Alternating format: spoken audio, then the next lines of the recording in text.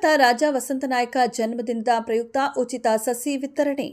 ಹೌದು, ದಿವಂಗತ ರಾಜ ವಸಂತನಾಯಕ ಅವರು ಮರೆಯಲಾಗದ ಮಾಣಿಕ್ಯ ಎಂದು ಹೇಳಬಹುದು. ಯಾಕಂದರೆ ರಾಜ ವಸಂತನಾಯಕ ಅವರು ತಮ್ಮ ಹುಟ್ಟುಹಬ್ಬದಂದು ಸಾವಿರಾರು ಸಸಿ ನೀಡುವ ಮೂಲಕ ಜನಮನ್ನಣೆ ನಾಯಕರಾಗಿದ್ದರು ಎಂದು ಸಜ್ಜಾದ್ ಹುಸೇನ್ ಮತವಾಲೆ ತಿಳಿಸಿದರು. ರಾಯಚೂರು ಜಿಲ್ಲೆಯ ಮಾನ್ವಿ ಪಟ್ಟಣದ ಶ್ರೀ ರಂಗನಾಥ ಪ್ರೌಢಶಾಲೆಯ ಆವರಣದಲ್ಲಿ ಆರ್ವಿಎನ್ ಗ್ರೂಪ್ ಹಮ್ಮಿಕೊಂಡಿದ್ದ ದಿವಂಗತ ರಾಜ ವಸಂತನಾಯಕರ ಜನ್ಮದಿನದ ಪ್ರಯುಕ್ತ ಉಚಿತ ಸಸಿಗಳ ವಿತರಣೆ ಹಾಗೂ ಪರಿಸರ ಜಾಗೃತಿ ಕಾರ್ಯಕ್ರಮದಲ್ಲಿ ಮಾತನಾಡಿದರು. ರಾಜ ವಸಂತನಾಯಕ ಅವರು ನಮ್ಮೊಂದಿಗೆ ಇಲ್ಲದಿದ್ದರೂ ಅವರ ವಿಚಾರ, ವ್ಯಕ್ತಿತ್ವದ ಗುಣಗಳು ನಮ್ಮೊಂದಿಗೆ ಇವೆ. ನಾವು ನೋಡಿದಂಗೆ ರಾಜ ವಸಂತನಾಯಕ ಅವರೊಂದಿಗೆ ಎಲ್ಲಾ ಸಮುದಾಯದವರು ಇರುತ್ತಿರುವುದೇ ಜನರ ಕಣ್ಮಣಿ ಎಂದು ಬಣ್ಣಿಸಿದರು.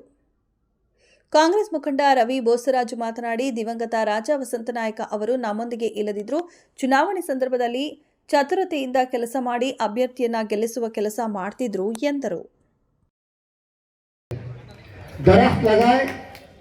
दरख्त लगाने का उनका मकसद सिर्फ यही था, जो लोग परेशान लोग धूप में तपती धूप के अंदर जिसको साया नहीं मिलेगा, वो दरख्त के नीचे जब आएगा इंसान को सुकून मिलेगा, साया मिलेगा। यही नियत लेकर राजा वसंत नायक साहब ने 10,000 से ज्यादा दरख्त लगाए हैं। इसका मकसद लोगों को फायदा पहुंचाना।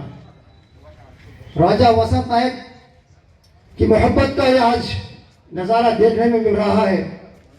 जब वो जिंदगी में थे, हयात में थे, तो किसी जात, पात, भेदभाव, पार्टी उनकी नजरों में नहीं थी। आज हम देख रहे हैं बीजेपी पार्टी के भी लोग भी हैं, जेडीएस पार्टी के लोग भी हैं, कांग्रेस पार्टी के लोग भी हैं। क्यों? वो सिर्फ एक कांग्रेस पार्टी को सीमित नहीं थे, वो सब पार्टी के लोगों से मोहब्बत से पेश आते थे, सब पार्टी के लोगों से। और एक बात कहना चाहता हूं, वो हिंदू धर्म में पैदा हुए थे जरूर, लेकिन हिंदू धर्म को सीमित नहीं थे। वो सभी जाति के, सभी धर्म के लोगों की कदर किया करते थे वो, क्योंकि वो मेरे दोस्त थे। क्यों? उनके बड़े बहन मेरे वनमाला जी अक्का बैठे हुए हैं, वो मेरे क्लासमेट है। वनमाला अक्का जी, भारती जी इंतकाल कर गए वो, और राजा वेंकटप्पा नायक साहब, ये हम सब आदापुर पेट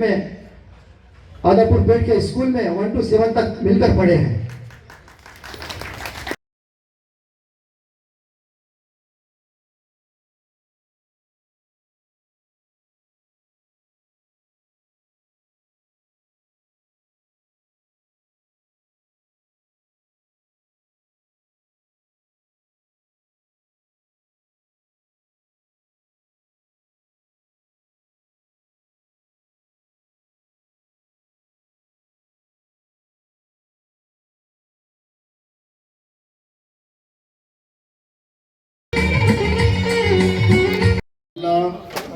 ಸರ್ವರಿಗೂ ರಾಜ ದಿವಂಗತ ಶ್ರೀ ರಾಜ ವಸಂತ ನಾಯಕರವರ ನೆನಪಿನ ಅರ್ಥವಾಗಿ ತಮಗೆ ಸಸಿಗಳನ್ನು ವಿತರಿಸಲಾಗುವುದು. ಮಕ್ಕಳಿಗೂ, ಶಾಲೆಯ ಮಕ್ಕಳಿಗೂ ಸಹ ಈ ಸಸಿಗಳನ್ನು ವಿತರಿಸಲಾಗುತ್ತದೆ. ದಯಮಾಡಿ ಎಲ್ಲರೂ ಈ ಕಾರ್ಯಕ್ರಮವನ್ನು ಸಂಪೂರ್ಣವಾಗಿ ಮುಗಿಸಿಕೊಂಡು ತಮಗಾಗಿ ಮಧ್ಯಾಹ್ನದ ಊಟದ ವ್ಯವಸ್ಥೆಯನ್ನು ಸಹ ಮಾಡಿರಲಾಗುತ್ತದೆ. ಎಲ್ಲರೂ ಒಂದು ಜನ್ಮದಿನ ಸಂದರ್ಭದಲ್ಲಿ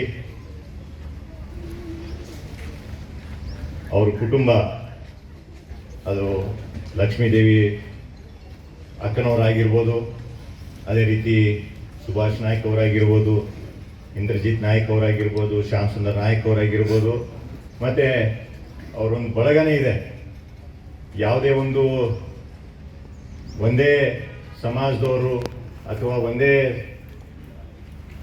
ಜಾತಿಯವರು ಅಂತ ಅಲ್ಲದೆ ಪ್ರತಿಯೊಬ್ಬರು ಜಾತಿಯಲ್ಲಿ ಮತ್ತು ಪ್ರತಿಯೊಂದು ಸಮುದಾಯದಲ್ಲಿ, ಸಮಾಜದಲ್ಲಿ ಅವರು ಬಹಳ ಒಂದು ನಿಕಟವಾಗಿ ಒಂದು ಸಂದರ್ಭವನ್ನು ಬೆಳೆಸ್ಕೊಂಡು, ನಮ್ಮ ತಿಮ್ಮಾರೆಡ್ಡಿ ಅವರು ಹೇಳಿದ್ರೀಗ, ಅವರು ಒಂದು ಏನು ಬಾಂಧವ್ಯ ಇತ್ತಂತಂದರೆ ಯಾವುದೇ ಸಮುದಾಯ ಇರ್ಬೋದು, ಯಾವುದೇ ಒಂದು ಸಮಾಜದವರಾಗಿರ್ಬೋದು, ಜಾತಿಯವರಾಗಿರ್ಬೋದು, ಅವ್ರ ಜೊತೆಲೇ ಬಹಳ ಒಳ್ಳೆ ಸಂಬಂಧ ಇಟ್ಟುಕೊಂಡಂಥ ವ್ಯಕ್ತಿ ಅಂತಂದ್ರೆ ಇವತ್ತು ದಿವಂಗತ ನಮ್ಮ ರಾಜ ವಸಂತ ನಾಯ್ಕ ಅವರು ಅಂತ ಹೇಳ್ಬೋದು ಇವತ್ತು. ಅದಕ್ಕಿಂತ ಹೆಚ್ಚಾಗಿ ಏನಂತಂದ್ರೆ ಪ್ರತಿ ವರ್ಷನೂ ಅವರೊಂದು ಹುಟ್ಟಿದ ಹಬ್ಬ ಪರಿಸರ ಒಂದು ಜಾಗೃತಿಯನ್ನ ಮಾಡಬೇಕು. ಈ ಪಟ್ಟಣದಲ್ಲಿ ಹೆಚ್ಚಿನ ಒಂದು ಸಂಖ್ಯೆಯಲ್ಲಿ ಪರಿಸರ ಬಗ್ಗೆ ಮತ್ತೆ ಈ ಒಂದು ಸಸಿಗಳನ್ನ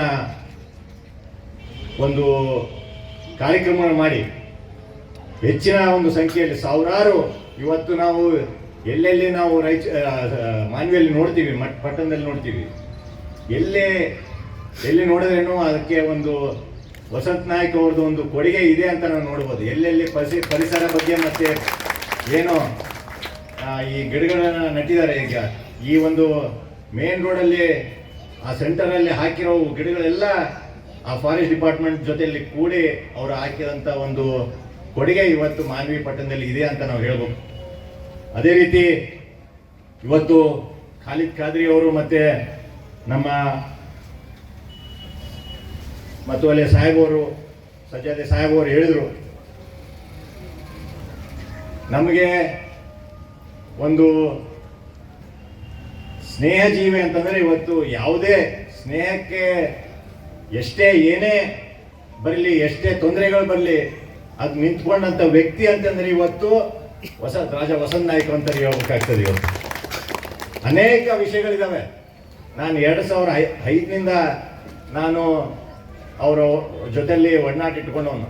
2004 ಇರ್ಬೋದು, ಬಟ್ 2005 ZP ಎಲೆಕ್ಷನಲ್ಲಿ ಮತ್ತೆ ZP TP ಎಲೆಕ್ಷನ್ ಬಂದಾಗ ನಾನು ಅವ್ರನ್ನ ZP ನಿಂದಿರಬೇಕು ಅಂತ ನಾನು ಹೇಳಿದೆ. ನಾನು ಅವ್ರಿಗೆ ZP ಎಲೆಕ್ಷನ್ ನಾನು ನಿಂದಿರಲಿಲ್ಲ, ನನಗೆ ತಾಲೂಕ್ ಪಂಚಾಯತ್ ಎಲೆಕ್ಷನ್ನೇ ಬೇಕು ಅಂತಂದು ಇಡೀ ರಾತ್ರಿ ನೀವು ಕೂಡ ಪ್ರತಿಯೊಬ್ರು ಕೂಡ ಮನೆ ಹತ್ರ ಒಂದು ಗಿಡವನ್ನು ಬೆಳೆಸಿ. ಯಾರೋ ಹೇಳಿದ್ರಪ್ಪ ಆಲದ ಮರ ಇರ್ಬಾರ್ದು, ಮನೆಗೆ ಬೇರು ಬಿಡುತ್ತೆ, ಮತ್ತೊಂದು ಮೊಗದೊಂದು ಅಂತೇಳಿ ಗಿಡಗಳನ್ನ ಕಡಿಬೇಡಿ, ಗಿಡಗಳನ್ನ ಬೆಳೆಸಿ. ಪರಿಸರ ಅದು ನಿಷ್ಕಲ್ಮಶವಾಗಿ ನಿಮಗೆ ಎಷ್ಟು ನಿಮಗೆ AC ಗೆ ಕರೆಂಟ್ ಕಟ್ತೀರಿ, ಫ್ಯಾನಿಗೆ ಕರೆಂಟ್ ಕೊಡ್ತೀರಿ, ಏರ್ ಕೂಲರ್ಗೆ ಕರೆಂಟ್ ಬಿಲ್ ಕಟ್ತೀರಿ. ಗಾಳಿ ಬೀಸುತ್ತೆ ಮರಕ್ಕೆ, ಯಾವತ್ತಾದ್ರೂ ನೀವು ಬಿಲ್ ಕಟ್ಟಿದ್ದೀರಿ? ಇಲ್ಲಲ್ಲ. ಬೇಸಿಗೆ ಕಾಲದಲ್ಲಿ ಬಹಳ ತಂಪು ಅಂತ ಹೇಳ್ತಾರೆ. ಹಳೆ ಕಾಲದಲ್ಲಿ ಈಗಿನ ತಂತ್ರಜ್ಞಾನಗಳು ಬಂದು ನಮಗೆ ಪೂರ್ವಜರೆಲ್ಲ ಆಯುರ್ವೇದಿಕ್, ಈ 100 ವರ್ಷದ ಮುಂಚೆ ಆಯುರ್ವೇದಿಕೆ ಇತ್ತು.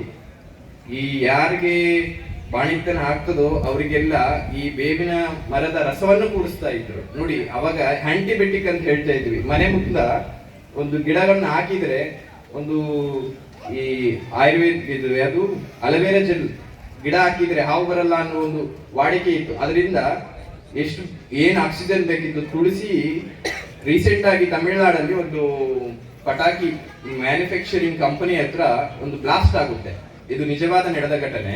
ಆ ಬ್ಲಾಸ್ಟ್ ಆದಾಗ ಏನಾಗುತ್ತಪ್ಪ ಅಂತಂದ್ರೆ ಸುತ್ತಮುತ್ತ ಇರ್ತಕ್ಕಂತಹ ಮನೆಗಳೆಲ್ಲ ತುಂಬಾ ಅನಾರೋಗ್ಯಕ್ಕೆ ಹೋಗ್ತಾರೆ. ಅಲ್ಲಿಯ ಒಂದು ಬ್ರಾಹ್ಮಣ ಕುಟುಂಬ ಇರುತ್ತೆ, ಅದು ಚಿಕ್ಕದಾದ ಒಂದು ಗುಡಿಸಿದು, ಸುತ್ತಮುತ್ತವಾದ ತುಳಸಿ ಮರ ವನಗಳನ್ನೆಲ್ಲ ಬೆಳೆಸಿರ್ತಾರೆ. ಎಲ್ಲ ಮನೆ ಹತ್ರ ಹೋಗಿ ಬ್ಲಡ್ ಟೆಸ್ಟ್ ಮಾಡ್ತಾರೆ ಆರೋಗ್ಯ ಇಲಾಖೆಯವರು. ಅಲ್ಲಿ ಹೋಗಿ ಟೆಸ್ಟ್ ಮಾಡಿದ್ರೆ ಆ ಬ್ಲಾಸ್ಟ್ ಅನುಸಾರವಾಗಿ ಬೇರೆಯವರಿಗೆ ತುಂಬಾ ರೋಗಗಳು ಅನಾರೋಗ್ಯಗಳು ಬರ್ತಾ ಇರುತ್ತೆ. ಆ ಮನೆಯವರಿಗೆ ಒಂದು ಯಾವುದೇ ರೀತಿಯ ಕುಂದುಕೊರತೆಗಳು ಆರೋಗ್ಯದಲ್ಲಿ ಸಮಸ್ಯೆನೇ ಬರಲ್ಲ. ಯಾಕೆ ಅಂದ್ರೆ ಅಲ್ಲಿ ಆಕ್ಸಿಜನ್ಗೆ ಸಂಬಂಧಪಟ್ಟಂತೆ ತುಳಸಿ ಗಿಡಗಳು, ಮನೆ ಹತ್ರ ಇರ್ತಕ್ಕಂಥ ದೊಡ್ಡ ದೊಡ್ಡ ಮರಗಳು ಅವರನ್ನ ರಕ್ಷಣೆ ಮಾಡುತ್ತೆ. ಹಾಗಾಗಿ ನೀವೆಲ್ಲರೂ ಕೂಡ ಮನೆ ಹತ್ರ ಒಂದೊಂದು ಗಿಡವನ್ನ ನಾಟಿ. ಯಾಕಂತಂದ್ರೆ ಮಾನವಿ ಭಾಗಕ್ಕೆ ನೋಡಿ, ಸಾಲು ಮರದ ತಿಮ್ಮಕ್ಕನನ್ನ ಕರೆಸ್ತಕ್ಕಂತಹ ಒಂದು ವ್ಯಕ್ತಿ ವಸಂತ ನಾಯ್ಕ ಅವರು. ಮುಂದಿನ ಅವರ ಬಗ್ಗೆ ಆಲ್ಮೋಸ್ಟ್ ನಿಮಗೆ ಗೊತ್ತಿರುತ್ತೆ. ಅವರ ಬಗ್ಗೆ ತಿಳಿದಿರ್ತಕ್ಕಂಥ ಅವರ ಆಸೆಗಳನ್ನ ನಾವೆಲ್ಲರೂ ಕೈಗೂಡಿ ಅವರ ಆಸೆಯನ್ನ ನಾವು ಪ್ರತಿಯೊಬ್ಬರು ಮನೆ ಹತ್ರ ಒಂದೊಂದು ಗಿಡಗಳನ್ನ ನಾಟಿ ಹಾಕಿ ಮುಂದೆ ಬರ್ತಕ್ಕಂಥ ನಮ್ಮ ಈ ಬಿಸಿಲಾಡಲ್ಲಿ ನೀವು ಮಳೆಗೆ ದೇವ್ರನ್ನ ಕೇಳಬೇಡ್ರಿ. ನಿಮ್ಮ ಮನೆ ಒಬ್ಬೊಬ್ಬರ ಮನೆ ಹತ್ರ ಒಂದೊಂದು ಗಿಡ ಇತ್ತು ಅಂತಂದ್ರೆ ಮಳೆ ನಿಮ್ಮ ಮನೆ ಹತ್ರನೇ ಬರುತ್ತೆ. ನೀವು ಹೋಗಿ ದೇವ್ರನ್ನ ಕೇಳ್ಕೊಂಡು ಅಪ್ಪ ಈ ವರ್ಷ ಮಳೆ ಬರ್ಲಿ, ನಾವು 108 ಸತಿ ಹೋಗಿ ಹಳ್ಳದಿಂದ ನೀರು ತಂದಾಕ್ತೀನಿ ಅನ್ನೋ ಭಾವನೆ ಬಿಡ್ರಿ. ನಿಮ್ಮ ಮನೆ ಹತ್ರ, ನಿಮ್ಮ ಸುತ್ತಮುತ್ತ, ಯಾಕಂತಂದ್ರೆ ರೋಡ್ಗಿರೋ ಗಿಡಗಳನ್ನ ನೋಡಿ, ಈ